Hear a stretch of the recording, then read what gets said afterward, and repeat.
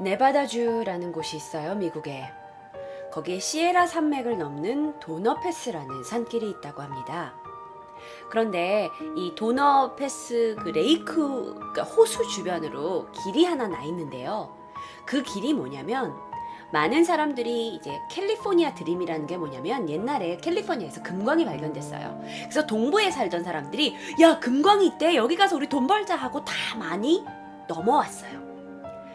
그걸 골드러쉬라고 하는데요. 그래서 이 많은 사람들이 캘리포니아로 건너가기 위해서 만들었던 이 길이 여기에 있었던 거예요. 그런데 이 도너 패스와 도너 레이크라는 이름이 생겨난 거에는 사실 굉장히 참혹한 사건과 관련이 있습니다. 그게 뭐냐면요.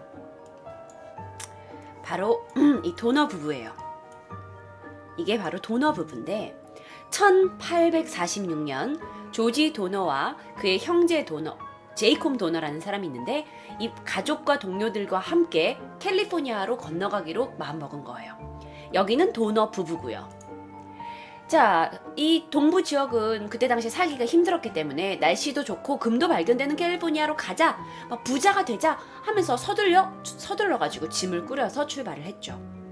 그런데 가는 도중에 이들과 다른 사람들이 또 합류하게 된 거예요. 왜냐면 그때 당시에는 서부에 금을 찾아가는 사람들이 되게 많았단 말이야. 그래서 총 이 가족들과 그 사람들을 총 합쳐서 87명의 큰 인원이 됐어요. 이건 그냥 참고 사진일 뿐이에요, 여러분. 당시의 사진이 아닙니다. 사람들이 이런 식으로 이동을 한 거예요. 근데 그들의 가장 큰 문제가 뭐냐면 시기를 좀 잘못 잡았어요. 왜냐면 이 산맥을 넘기 위해서는요, 계절이 여름이어야 돼요. 그런데 이 사람들이 계절감이 없었는지 자신들이 산맥을 넘는 시기가 겨울이었던 거야. 근데 얘네들이 큰 생각을 안 하고 그 시기를 잡고 이제 그 대인원이 같이 움직이게 된 거예요. 게다가 이 wä건 있죠. 이 마차를 준비하게 된 거예요. 이 마차가 근데 말이 끌어야 되는데 소가 끌었어. 말이 끌어야 빨리빨리 속도가 나는데 소가 끌고 가니까 그냥 평소에 우리가 가려고 했던 일정보다 훨씬 더 일정이 늦춰진 거죠. 그래서 늦여름은 사막에서 보내게 되고 얘네가 가는데 그 와중에서도 많은 인원이 움직이고 하다 보니 날씨가 영향을 받고 하니까 이미 인원이 5명의 사망자가 나버렸어요. 그런데 어떻게 이제 멈출 수 없잖아. 우리는 캘리포니아에 금 찾으러 가야 되니까. 그래서 얘네들이 산맥 초입에 이제 계속 갑니다. 근데 이미 산맥 초입쯤 갔을 때는 이미 겨울이 돼버렸어요. 사실 이 산맥을 아는 사람이라면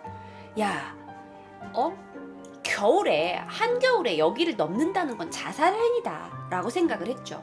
그런데 어떻게 이미 사람들은 가야 되는데 여기서 계속 있으면 식량만 떨어지고 어떡할 거야.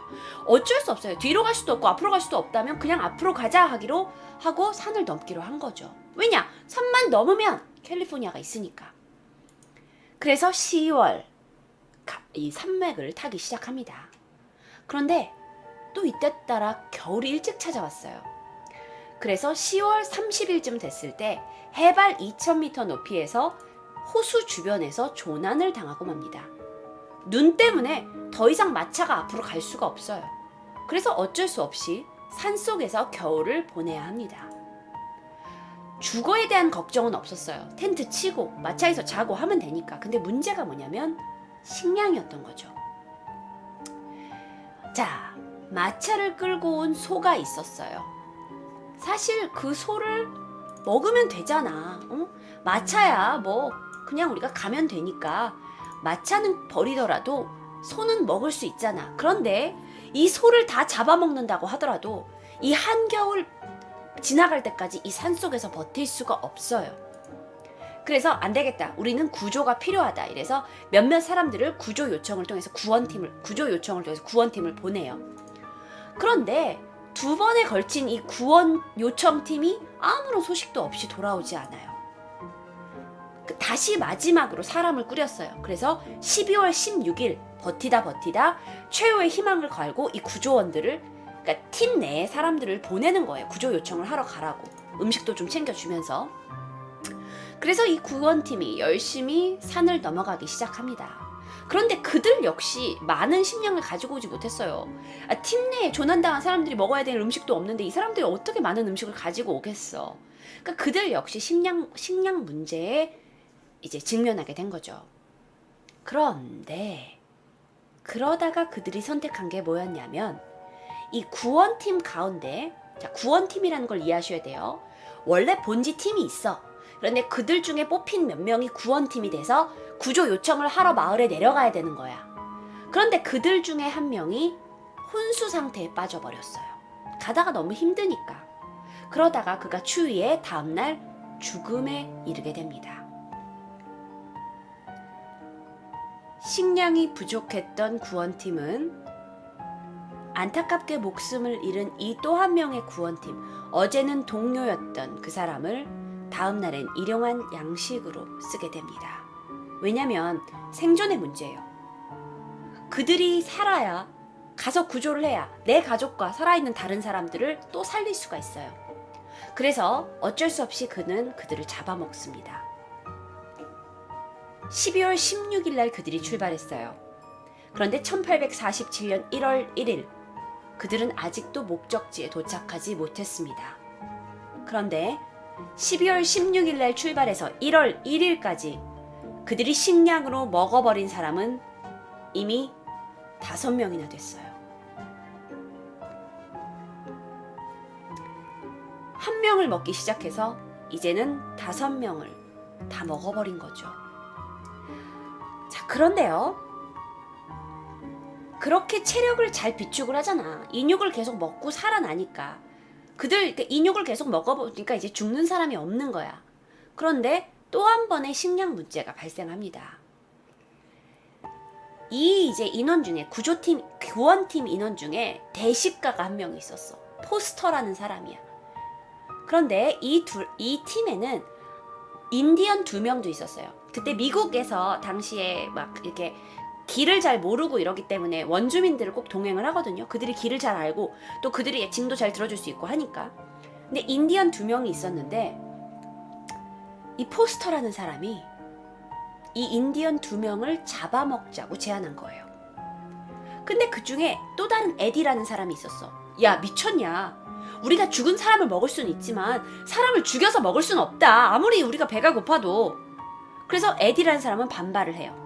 근데 자, 포스터와 에디가 대면하고 있는 과중에 이 인디언 2명이 자기네들을 잡아먹으려고 한다는 걸 눈치를 채요. 그래서 그들이 재빨리 도망을 갑니다. 이 구조원 팀에서요. 그랬더니 이제 도망가버리면 어떡해. 도망가서 무슨 말을 할지도 모르잖아. 이미 자기네들은 같이 인육을 먹었던 사람들이고, 그래서 안 되겠다라고 생각을 하고 포스터가 사람을 보내서 그들을 사냥하기 위해 쫓아갑니다. 이 사건으로 구원팀은 포스터 팀과 에디 팀으로 나누게 돼요. 포스터 팀은 이 인디언 2명을 잡아요. 그리고 또다시 인육으로 그들을 먹어버립니다. 그리고 나서 에디 팀과 포스터 팀이 갈라지죠. 그런데 인육을 먹고 생존하게 된 포스터 팀이 결국 마을에 도착하게 돼요. 그래서 그들이 구조 요청에 성공합니다. 그게 1월 11일이에요. 완전 다 쓰러져가는 몰골로 산을 넘어서 세크라멘토라는 한 지역의 목장에 구조 요청을 성공하게 돼요. 그리고 그 동네에 구조대가 곧 조직이 됩니다. 그런데 그때도 1월 11일이에요. 아직까지 산을 가기에는 너무 겨울이야. 한겨울이야. 아무리 우리가 식량을 많이 간다 해도 이 조난 구조팀조차도 위험해질 수 있어요. 성공의 보장이 없는 조난 구조인 거예요. 그래서 준비를 해서 다시 산을 타고 올라갑니다. 사람들을 구하려고요. 그래서 천신만고 끝에 이 조난된 사람들이 있는 트리키 호수 근처에 2월 16일 날 도착을 해요. 한 달이 지났어요. 캠프에 구조 단원들이 도착을 합니다. 정말 다행이었던 게 이 캠프에서는 아직 어떠한 식인 행위도 벌어지지 않았어요.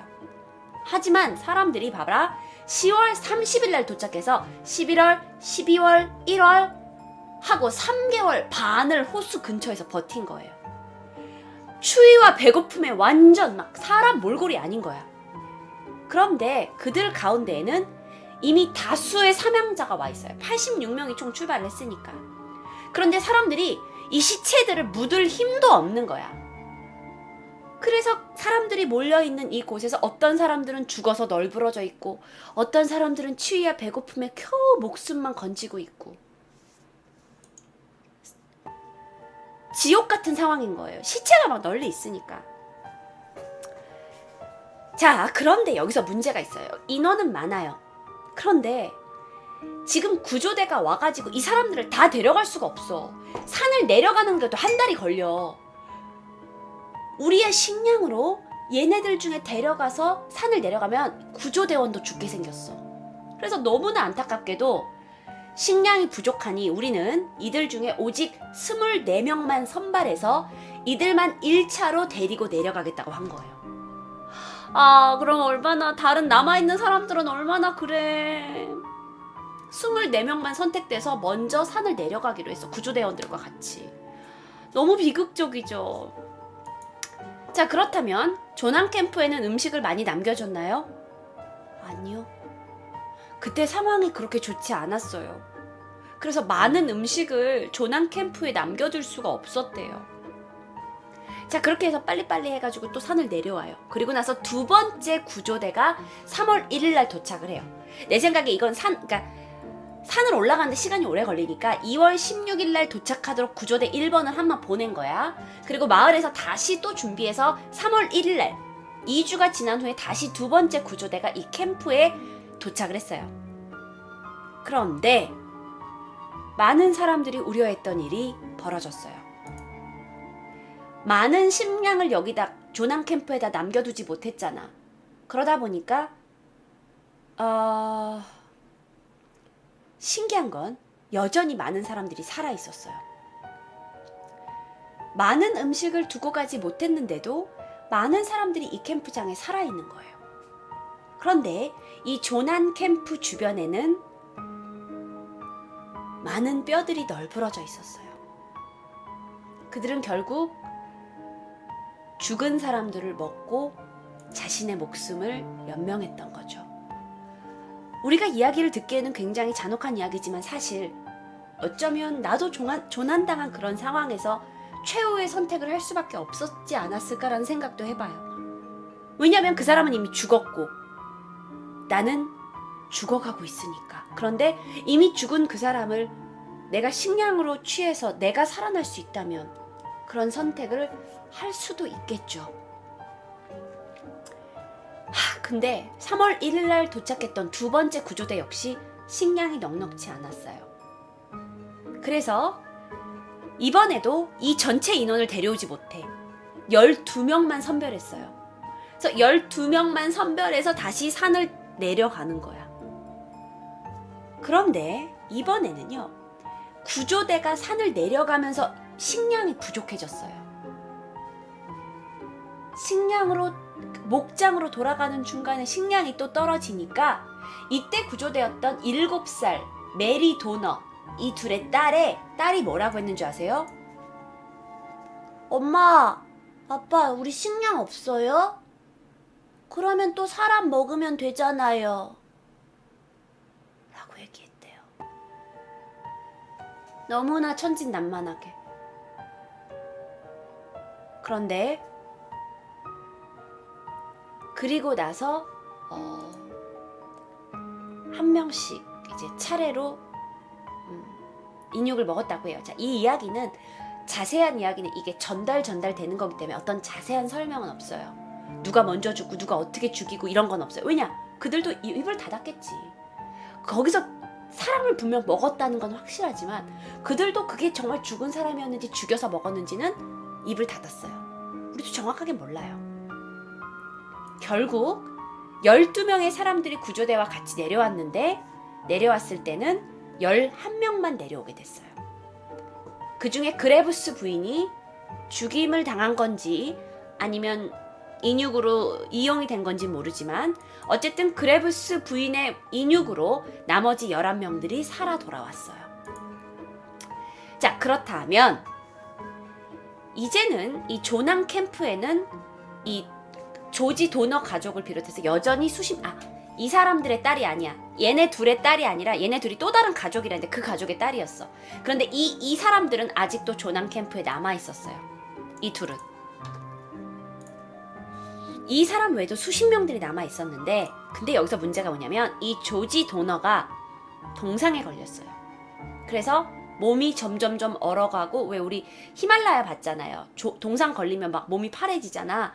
동상에 걸려서 죽어가고 있었고, 처음에는 이 사람이 리더 격이었다가 동상에 걸리니까 루이스라는 사람이 이 조난 캠프의 나머지 사람들을 데리고 리더 역할을 하고 있었던 거야. 그런데 너무나 오랫동안 조난 생활을 하다 보니까 이 리더 루이스가 약간 정신이 반쯤 미쳐 있었대요. 루이스는요, 조지 포스터라는 꼬마아이, 4살의 꼬마아이를 항상 자기 옆에 두고 있었대요. 자기가 돌봐주기도 하고 자기가 재워두고요. 그런데 어느 날 루이스 옆에서 잠이 들었던 4살짜리 조지 포스터가 싸늘한 시신으로 아침에 잠에서 깨어나지 못합니다. 사람들은 의심하기 시작했어요. 루이스, 혹시 우리 식량이 없어서 네가? 루이스는 끝까지 이건 내 옆에서 잠 들었다가 그냥 자연사 하는 거라고 주장을 했지만, 결국엔 그는 4살짜리 아이의 시체를 나무에 걸어두고 직접 나이프를 꺼내면서 인육을 도려냈어요. 2주가 또 흘렀어요. 3월 13일 드디어 3번째 구조대가 도착합니다. 이번에는 대부분의 사람을 데려갈 수 있었어요. 조난 캠프에 남아있는 대부분의 사람들을 데려갈 수가 있었어요. 그런데 이 조지 도너의 부인은 남편을 두고 갈 수가 없잖아요. 남편은 걸을 수가 없어요. 동상에 걸려서. 그래서 이 도너 부인이 나한테 식량만 조금 남겨주고 가라. 난 우리 남편이 날이 풀려서 이 동상이 나아지면 이 남편과 같이 내려가겠다라고 했어요. 그래서 부인과 남편이 남기로 했죠. 그런데 이 둘만 남겨놓을 수 없잖아. 이러면 이 남자는 죽을지 모르지만 이 여자는 살아있잖아. 누군가 있어야 되잖아. 그런데 여기서 루이스가, 그동안 리더 역할을 했던 루이스가 자기가 남겠다고 한 거예요. 그래서 루이스가 이 조난 캠프에 이 둘과 같이 남게 됐어요. 그런데 사람들은 그가 리더였기 때문에 정말 책임감 있는 행동을 한다라고 생각했어요. 그리고 사실 이번엔 식량도 충분히 남겨줬어요. 조난 캠프에. 더 이상 사람을 먹지 않아도 돼요. 조난 캠프에 우리가 가지고 온 음식을 많이 남겨줬어요. 그래서 별다른 일이 생기지 않을 거라고 생각했죠. 4월 17일 봄이 됐습니다. 날이 풀렸어요. 지난 구조대가 지나가고 나서 한 달이 지났고 날이 풀리고 마지막 구조대가 도착했어요. 그런데 그 조난 캠프에 살아있는 사람은 루이스 한 명이었어요. 구조대가 물었죠. 도너 부인 어디 갔냐고. 그랬더니 도너 부인 저기요. 그가 가리킨 곳은 큰 냄비였어요. 이 냄비에서 무언가를 넣은 죽이 끓여지고 있었어요. 또 다른 후라이팬에는 버터를 바른 고기가 구워지고 있었어요. 그걸 가르치면서 루이스가 태연하게 말했죠. 내가 여태까지 먹었던 사람 고기 중에 제일 맛있어. 약간 반쯤 미쳐 있었던 사람이기 때문에 이런 말도 했던 것 같아요. 구조대가 얼마나 황당해. 아니 이거는 인간이 할 수 있는 말이 아니잖아. 내가 여태까지 먹은 고기 중에 가장 황홀한 맛이었다고? 그래서 오두막을 다 이제 그 조난 캠프가 있었던 오두막을 다 조사를 해봤어요. 그런데 전에 남겨두고 갔던 식량이 충분히 남아있는 거예요. 그래서 물었죠. 아니 당신 저기 오두막에 지금 식량이 충분히 있는데 왜 도너 부인을 먹은 거냐 그랬더니 저 소고기 육포는 딱딱해서 맛이 별로야. 사람 간 이런 게 훨씬 내 입에 맞거든. 구조대가 기가 막혔죠. 그래서 구조대는 그를 고문했어요. 그렇지만 그는 자, 여기서 중요한 게 있어요. 그러면 루이스가 잘못이야? 그건 아무도 몰라요.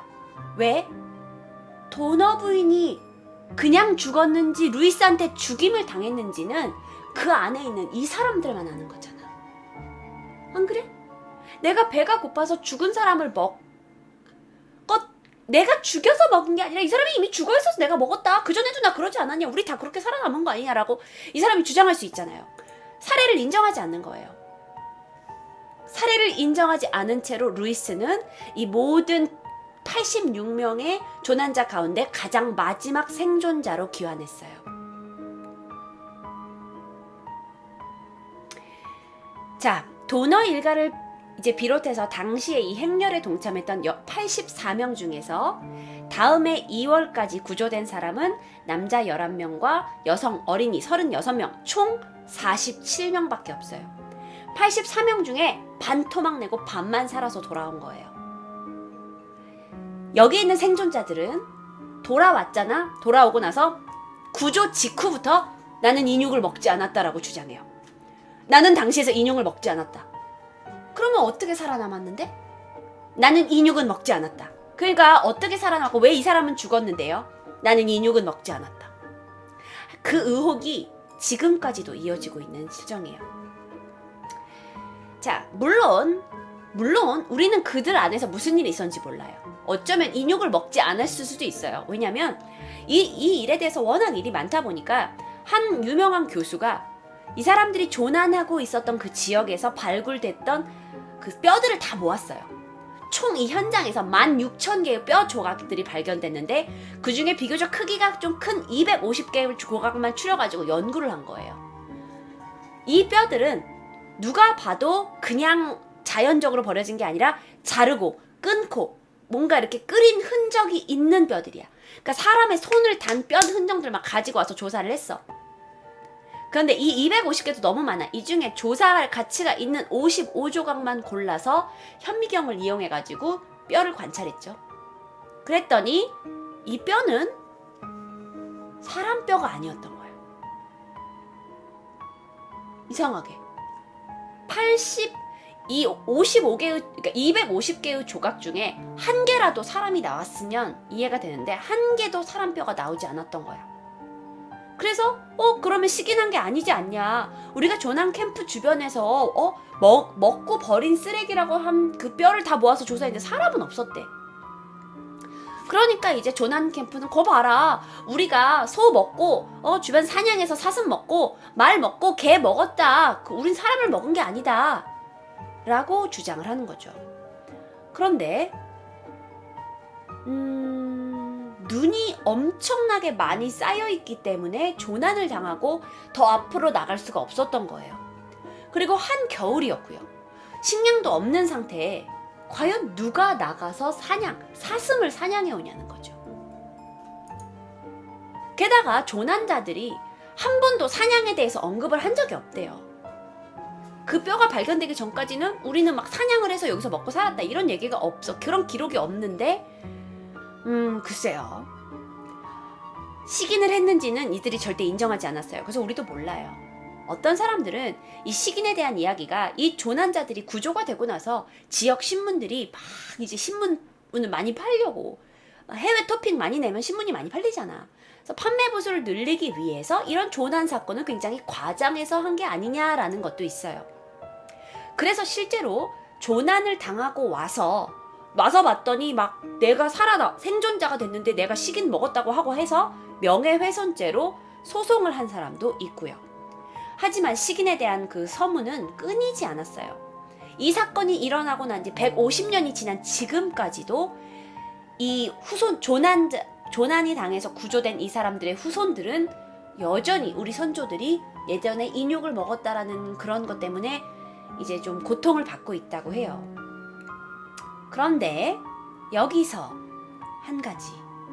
아까 마지막에 이 도너 부인을 먹었다고 얘기했던 루이스 있잖아요. 물론 그는 약간 반쯤 정신이 나가 있는 사람이지만 그는요, 조난 구조되고 나서 인간 세상에 돌아와서도 간혹 술을 취하면 이렇게 얘기한다 그래요.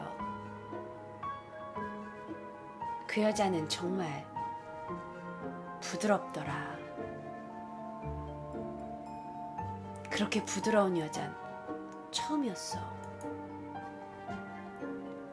결국 그는 1850년에 자신의 이름을 건 스테이크하우스를 오픈합니다. 이게 무슨 아이러니야. 많은 사람들이 그를 의심했을 거예요. 그가 마지막 생존자였던 도너 부인을 먹었을 거라고. 근데 그는 그걸 상업적으로 이용해서 스테이크하우스를 열게 돼요. 그런데 뭐가 부드럽다는 거예요? 글쎄요. 그는 그녀를 죽이지 않았다. 결국 세상의 인간 세계에 돌아와서는 나는 인육을 먹은 게 아니다 라고 주장하고 있기 때문에 몰라요. 하지만 그가 마지막으로 남긴 말, 그녀는 정말 부드러웠다.